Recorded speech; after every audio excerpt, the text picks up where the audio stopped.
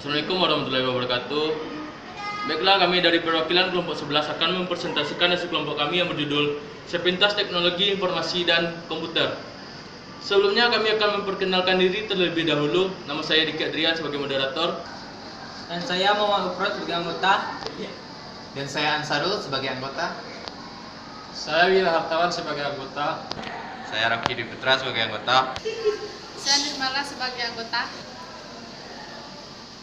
Saya Fitri Mulyanta sebagai anggota. Saya Arwinda Handayani sebagai anggota. Baiklah, untuk pembahasan pertama akan dibacakan oleh Ansarul. Baiklah, saya akan menyampaikan mengenai pengertian teknologi informasi. Teknologi informasi merupakan salah satu manajemen untuk mengatasi perubahan, yaitu menurut Lawrence et al. Definisi secara lengkapnya dinyatakan oleh Martin, yaitu teknologi komputer yang digunakan untuk memproses dan menyimpan informasi serta teknologi komunikasi yang digunakan untuk mengirimkan informasi. Dan selanjutnya pengertian komputer dalam the MBA Dictionary yang diterjemahkan secara bebas adalah suatu peralatan elektronik yang mengikuti program untuk melakukan pekerjaan, operasi, keadaan data yang dilengkapi ke komputer secara langsung atau yang telah disimpan di dalam arsip. Dari pengertian di atas, komputer hanyalah sebuah peralatan komputer bekerja berdasarkan perintah yang telah ditetapkan sebelumnya, yang disebut dengan diprogram. Komputer memproses data yang telah dilengkapi, yang artinya data yang sehat atau valid sesuai dengan apa yang telah ditetapkan oleh perancang sistem atau perusahaan. Tetapi mengapa komputer yang digunakan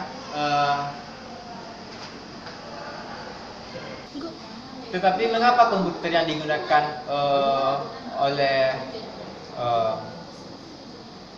komputer saat ini pemahaman tentang sistem informasi akuntansi atau SIA tidak bisa lagi dipisahkan dengan teknologi informasi, khususnya perangkat komputer.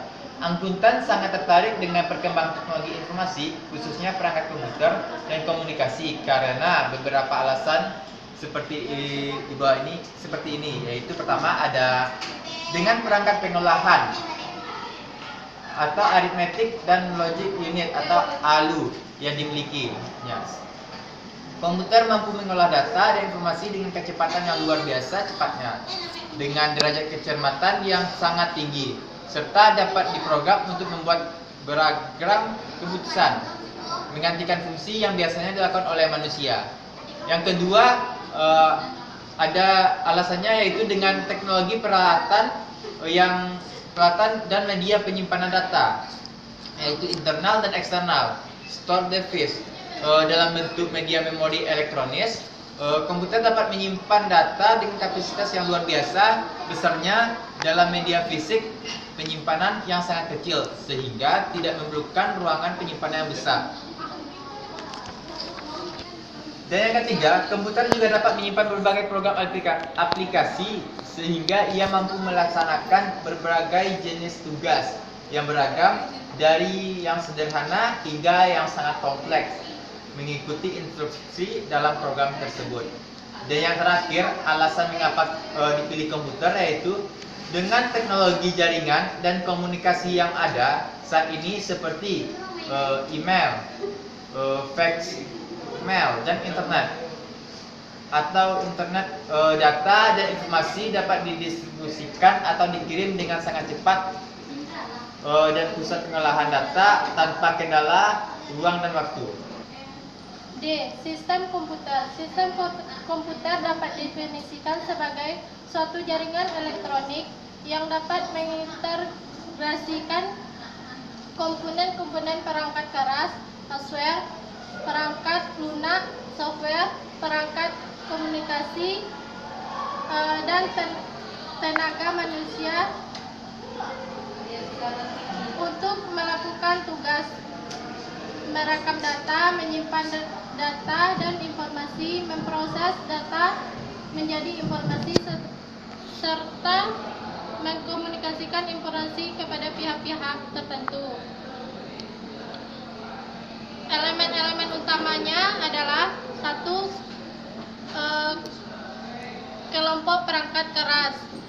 komputer yang dapat dikelompokkan lagi ke dalam beberapa sub komputer.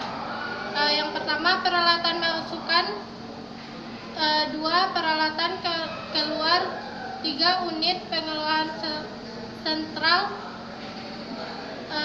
perangkat penyimpanan, peralatan jaringan komunikasi. 2 kelompok perangkat lunak, 3 kelompok basis data, 4 kelompok tenaga profesional, 5 kelompok pengendalian. A. Peralatan input. Beberapa contoh peralatan input adalah pertama, keyboard, 2 magnetic drive hard disk, 3 flash disk, 4 floppy disk, 5 CD-ROM. Selanjutnya 6 yaitu CD yaitu adalah sebuah media penyimpanan optik yang paling awal muncul. Yang ketujuh, DVD yaitu merupakan media penyimpanan optik setelah CD yang mempunyai kapasitas penyimpanan yang lebih besar yaitu pada umumnya 4,7 GB. Tetapi ada juga yang mempunyai kapasitas sebesar 17 GB. Yang kedelapan, barcode A-media yaitu diletakkan pada item berbagai produk yang dijual di pasar swalayan. 9. Barcode scanner yaitu fungsinya untuk membaca simbol-simbol. Yang ke-10, like pen atau alat lainnya adalah pointer elektronik yang digunakan untuk memodifikasi dan merancang gambar. Yang ke-11, alat lainnya yaitu talkpad yaitu unit input ini biasanya dapat ditentukan pada laptop dan netbook. Yang ke-12, mouse yaitu fungsinya untuk perpindahan pointer atau kursor. Yang ke-13, joystick yaitu berbentuk tongkat, sedangkan gamepad biasanya berbentuk kotak. 14, scanner yaitu berfungsi untuk mengcopy gambar atau teks yang kemudian disimpan ke dalam memori komputer. Yang 15 yaitu kamera digital. Berkembang teknologi saat ini yaitu sudah mampu menerima input dari kamera digital. Baiklah, saya akan melanjutkan itu B, peralatan output. Beberapa contoh peralatan output adalah 1. Monitor.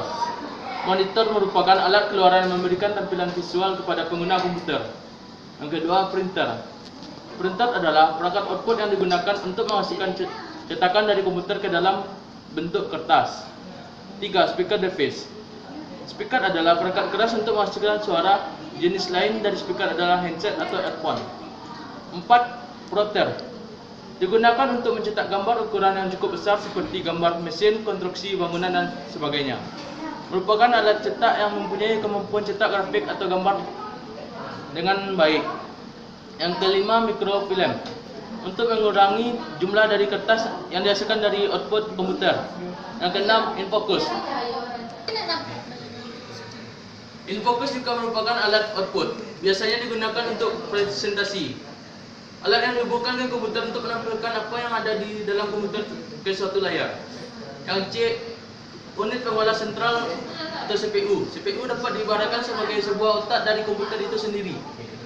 CPU didefinisikan sebagai unit atau kelompok perangkat keras komputer yang berfungsi untuk melaksanakan pemrosesan data berdasarkan instruksi-instruksi dari perangkat lunak. CPU sering disebut juga sebagai prosesor. Komponen utama dalam CPU terdiri dari kontrol unit, unit logika dari aritmatik, dan unit penyimpanan utama. Yang pertama, unit kontrol atau CU. CU bertugas mengkoordinasikan dalam sebuah elemen di dalam CPU sehingga terjadi sinkronisasi kerja antara kelompok dalam menjalankan fungsi masing-masing, termasuk mengambil instruksi dari unit memori atau penyimpanan utama dan menentukan jenis instruksi terkait. Tugas dari unit kendali adalah mengatur dan mengendalikan alat-alat input dan output, mengambil instruksi-instruksi dari unit memori atau penyimpanan, mengambil data unit memori, mengirim instruksi ke ALU bila ada perhitungan aritmatik atau perbandingan logika. Yang B, unit ALU. ALU merupakan bagian dari CPU yang bertugas untuk melakukan operasi aritmatik. C. Unit penyimpanan utama. Unit penyimpanan utama terdapat dalam CPU sebagai alat untuk menyimpan data dan instruksi program sementara selama proses sedang berlangsung. Ketika komputer dimatikan, maka data tersebut akan hilang kembali. Di dalam CPU terdapat dua jenis memori, itu yang A, read only memory ROM. Suatu memori yang hanya bisa membaca tetapi tidak bisa menulis. Yang B, RAM. Suatu memori yang dapat digunakan untuk menyimpan data atau program, dapat diakses secara acak dan dapat diisi atau ditulis, diambil ataupun dihapus isinya. Selanjutnya akan dibacakan oleh Rafki. Selanjutnya unit penyimpanan tambahan second strong extra strong. Unit penyimpanan tambahan second strong merupakan unit perangkat keras luar unit penyimpanan utama yang dapat menyimpan data sebagai program secara tepat atau permanen.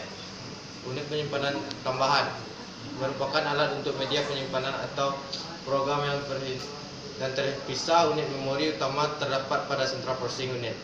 Beberapa jenis alat penyimpanan tambahan yang banyak dipakai adalah antara lain floppy disk, CD, USB, flash disk, hard disk, tape, dan sebagainya. Selanjutnya komunikasi dan jaringan komputer. Komunikasi komputer adalah sebuah proses di mana dua atau lebih komputer atau perangkat bertukar data, instruksi dan informasi.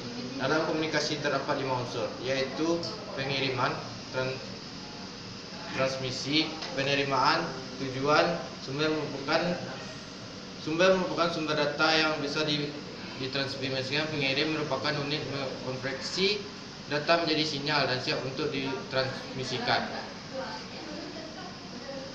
Selanjutnya LAN area network atau LAN. LAN adalah sebuah jaringan yang menghubungkan komputer satu dengan komputer yang lain dalam sebuah area terbatas seperti dalam suatu gedung, laboratorium, kantor, atau lain-lainnya. Selanjutnya Metropolitan Area Network atau MAN. MAN adalah koneksi jaringan berkecepatan tinggi yang berhubungan lokasi di dalam hubungan area kota metropolitan, yang di dalam MAN biasanya terdapat satu atau lebih LAN atau MAN. Hampir sama dengan LAN, merupakan versi LAN yang berukuran lebih besar atau mencakup kantor atau merupakan letak berdekatan kota. Wide Area Network atau WAN. WAN adalah sebuah jaringan yang menaungi area geografis yang luas, yaitu negara, kota maupun seluruh dunia, menggunakan banyak kombinasi jenis media dan komputer dan komunikasi seperti jalur telepon kabel maupun gelombang radio. Selanjutnya jaringan tanpa kabel. Jaringan tanpa kabel merupakan satu solusi terhadap komunikasi yang tidak bisa dilakukan dengan jaringan kabel. Saat ini jaringan tanpa kabel atau wireless sudah masuk marak digunakan untuk memanfaatkan jasa satelit dan mampu memberi kecepatan akses yang lebih cepat dibandingkan jaringan menggunakan kabel. 1, 2, 3. Selanjutnya topologi jaringan. Tipe jaringan komputer dapat juga dilihat dari topologinya, yaitu jaringan terpusat atau star, jaringan cincin atau ring, atau jaringan bus. Jaringan terpusat atau star merupakan jaringan yang terdiri dari beberapa node yang terhubung dengan sebuah komputer yang disebut server, berfungsi sebagai pengatur dan pengendali. Jaringan cincin atau ring merupakan jaringan beberapa komputer yang berhubungan dengan satu dengan yang lainnya tanpa komputer pusat. Jaringan bus merupakan jaringan beberapa komputer yang terkoneksi melalui sebuah saluran seperti bus. Selanjutnya presentasi akan dipresentasikan oleh Wira Hartawan. Selanjutnya perangkat lunak komputer. Sistem komputer terdapat 3 elemen yang digabungkan dan dikoordinasikan, yaitu perangkat keras atau hardware, perangkat lunak atau software, dan tenaga manusia atau brainware. Perangkat keras tidak berfungsi tanpa perangkat lunak, namun unsur manusia yang membuat perangkat keras dan perangkat lunak dan yang memasukkan perangkat lunak ke dalam perangkat keras agar komputer bisa beroperasi. Selanjutnya, hubungan perangkat keras dengan perangkat lunak. Perangkat lunak dapat dikelompokkan ke dalam 3 bagian, yaitu yang pertama perangkat lunak sistem operasi atau operating system, yang kedua perangkat lunak bahasa pemrograman, yang ketiga perangkat lunak aplikasi. Saat ini perangkat lunak aplikasi yang digunakan antara lain yang pertama program aplikasi pengolah kata, yang kedua program aplikasi pengolah angka, yang ketiga program aplikasi pengolah presentasi, yang keempat program aplikasi pengolah database. Selanjutnya akan dipresentasikan oleh Muhammad Gufron. 1. Pengertian basis data. Dalam sistem informasi ketransmisian, basis manual belum diketahui istilah basis data. Namun istilah yang digunakan yang berfungsi mirip dengan istilah basis data adalah buku atau catatan berupa jumlah dengan integer. Pendekatan tradisional. Dalam sistem pendekatan data dengan pendekatan tradisional, setiap bagian atau unit-unit dalam satu organisasi merancang dan memelihara data secara sendiri-sendiri dengan kebutuhan mereka masing-masing. Pendekatan manajemen basis data. Basis data ini adalah pemeliharaan satu koleksi data yang dapat dipakai oleh semua unit atau bagian data satu organisasi. Sistem basis data. Sistem basis data mencoba mengintegrasikan seluruh data yang dipelihara masing-masing oleh setiap bagian untuk menghindari adalah duplikasi data. Beberapa contoh perangkat lunak BMMS, Database Management System, antara lain adalah DBMS yang berfungsi untuk satu atau sedikit pemakaian, misalnya MS Access, DBase, Clipper, Spokbase, Procland Docs, dan lain-lain. DBMS yang diproduksi untuk banyak pemakaian seperti Oracle, Frontline, Space, MS School, Server, Sybase, Informatic, dan yang lainnya. Tenaga profesional TI Brain Press dengan menggunakan teknologi informasi TI berbasis komputer dalam SIA yang semakin meluas, maka perlukan tenaga profesional di bidang komputer dan TI terkait. Terdapat beberapa tenaga profesional sesuai bidang dan tingkatnya yang selama ini sudah dikenal antara lain. 1. Analisis sistem tenaga profesional yang bertanggung jawab atas penelitian. 2. Pemrograman adalah tenaga profesional yang mempunyai kompetensi menguasai salah satu atau beberapa bahasa program seperti bahasa C, Pascal. 3. Administrator adalah tenaga profesional yang bertugas mengelola satu sistem operasi dan program yang berjalan pada sebuah sistem dan jaringan komputer. 4. Operator adalah penggunaan yang biasa memanfaatkan sistem komputer yang sudah ada, setidaknya mampu menjalankan program aplikasi sehari-hari seperti mengolah data, program mengolah angka, program statistik, dan sebagainya.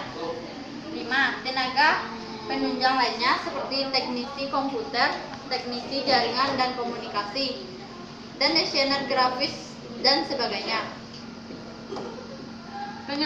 Pengendalian pengolahan data elektronik. Secara umum, konsep pengendalian internal dapat ditetapkan baik untuk SIA berbasis manual maupun berbasis komputer. Dalam SIA berbasis manual lebih bertumpu pada orang, sedangkan dalam SIA berbasis komputer lebih mengandalkan pada komputer. Jenis pengendalian ini merupakan pengendalian di luar pengendalian aplikasi, meliputi antara lain: A. Pengendalian organisasi, B. Pengendalian dokumentasi, C. Pengendalian perangkat keras, D. Pengendalian keamanan fisik, E. Pengendalian keamanan data, F. Pengendalian komunikasi. Pengendalian pada tahap input lebih bersifat pengendalian pencegahan, yaitu pengendalian untuk mencegah kesalahan data sebelum data diolah lebih input. Pengendalian pada tahap input terdiri dari pengendalian pada saat perekaman, penyimpanan data, dan pemasukan data ke komputer. Pengendalian input ini juga dapat digunakan untuk teknik uji pengendalian proses seperti ini: kontrol total check, waiting check, dan sebagainya. Pengendalian output bertujuan untuk memastikan bahwa hasil olahan data dimanfaatkan untuk tujuan yang telah ditetapkan. Telah disampaikan hanya kepada orang yang berhak, mengurangi pemborosan penggunaan media output. Pemborosan kertas bisa terjadi sering setelah mencetak sentilan output yang berlebihan. Beberapa teknik kontrol pada tahap output ini antara lain: yang pertama, menyelenggarakan sistem penyimpanan media laporan, baik media dalam bentuk kertas maupun media lainnya. B. pemberian nomor urut dan tanggal pada laporan. C. Pengendalian terhadap penghasilan output laporan. D. Kontrol fisik terhadap ruangan penyimpanan hasil output. E. Kontrol terhadap perangkat percetakan seperti printer. F. Pengendalian terhadap pendistribusian hasil laporan dengan membuat tanda terima daftar penerimaan laporan dan sebagainya. Baiklah, sekian dari hasil presentasi kami. Maaf kalau ada kesalahan, mohon dimaafkan. Wabillahi wal taufiq wal hidayah. Assalamualaikum warahmatullahi wabarakatuh.